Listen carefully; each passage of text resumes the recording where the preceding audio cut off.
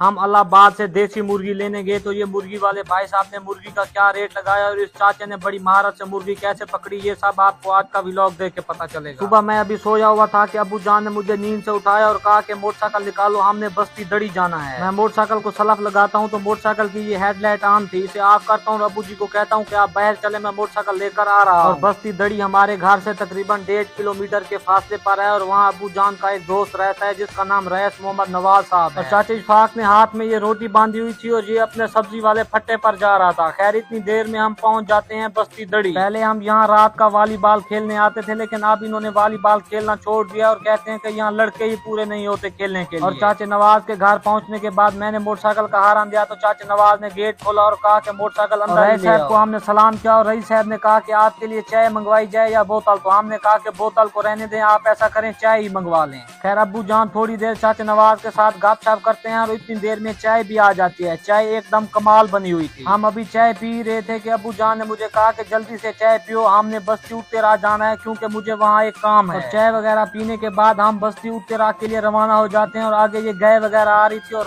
रास्ते में मैंने अब्बू जी से पूछा कि आपको वहाँ क्या काम है, तो अब्बू जी ने कहा कि हमने वहाँ से 2 अदद देसी मुर्गियाँ पकड़नी है क्योंकि शाम को मेरे मेहमान आ रहे हैं। और आप लोग अगर मेतले स्कूल से इलाहाबाद का सफर करें तो आपको रास्ते पर ये बट्टे ही बट्टे नजर आएंगे और चारों तरफ ये ईंटें बन रही होती हैं। अब्बू से पूछा कि उनके पास मुर्गियां है भी सही या हम ऐसे ही जा रहे हैं, तो अब्बू ने कहा कि मैंने एक मरतबा देखी है उनके पास बहुत। और इतनी देर में हम पहुंच जाते हैं बस्ती उत्तेरा। मैंने उत्तेरा बस्ती में देखा है कि यहाँ जितने भी लोग हैं इन्होंने ये माल मवेशी और गाय और बच्चे पाल रखे हैं। तो अब्बू जान की बात बिल्कुल भी ठीक थी। यहाँ मुर्गियां तो बहुत ज्यादा नजर आ रही थी, लेकिन मुझे ये मुर्गियां असील नजर आ रही थी, वो ज़िबा करने वाली नहीं थी। और कुछ मुर्गियां और मुर्गे यहाँ खड़े थे और बाकी मैंने देखा कि कुछ मुर्गियां ये बकरी वाली बंदर के ऊपर बैठी। तो इनका मुलाजिम ये काम वगैरह कर रहा था, तो हमने पूछा कि ये घर वाले कहाँ हैं, तो इन्होंने कहा कि जिन बंदों की शादी हुई है वो तो घर से बाहर भी नहीं निकलते। और बाकी जो इनके बुजुर्ग और कुंवारे लड़के हैं अगर आप कहें तो मैं उनको बुलाऊं, तो मैंने कहा कि चलो आप ऐसा करें। और यहाँ 2 मुर्गे आपस में लड़ रहे थे और ये जो तीसरा खड़ा था ये सिर्फ इनका तमाशा ही देख रहा था, इनकी सुलह नहीं करवा रहा था। मेरा कजन बाहर आ गया तो हमने इसे कहा कि हमें एक मुर्गी चाहिए, तो इसने कहा कि मुर्गी हमारे पास तो नहीं है, अगर कहें तो मैं आपको इलाहाबाद से ले देता। मैंने इसे कहा कि मोटरसाइकिल का पेट्रोल चेक कर लो, कहीं रास्ते में खत्म ही ना हो जाए। इसने वहाँ तो चेक नहीं किया, लेकिन रास्ते में मोटरसाइकिल का पेट्रोल खत्म हो गया। हमने यहाँ पर मोटरसाइकिल को उल्टा सीधा किया और बिल आखिर मोटरसाइकिल स्टार्ट हो गया। मैंने आपको पहले कही थी कि आप अगर मेतला स्कूल से इलाहाबाद जाएं तो रास्ते में बहुत ज्यादा बट्टे हैं। खैर हम पहुंच जाते हैं ये पेट्रोल वाली दुकान पर और यहाँ से हमने मोटरसाइकिल में 200 का पेट्रोल डलवाया और इलाहाबाद चुंगी चले गए। यहाँ पर तो हमें देसी मुर्गियाँ कहीं भी नजर ना आई और इलाहाबाद के इस मेन चौक पर भी हमने बहुत देखा, लेकिन मुर्गियाँ हमें यहाँ भी नजर ना आई। और जुम्मे का टाइम था और स्कूल को उस टाइम छुट्टी हो रही और यहाँ से हमने 1 से 2 बंदों से पूछा तो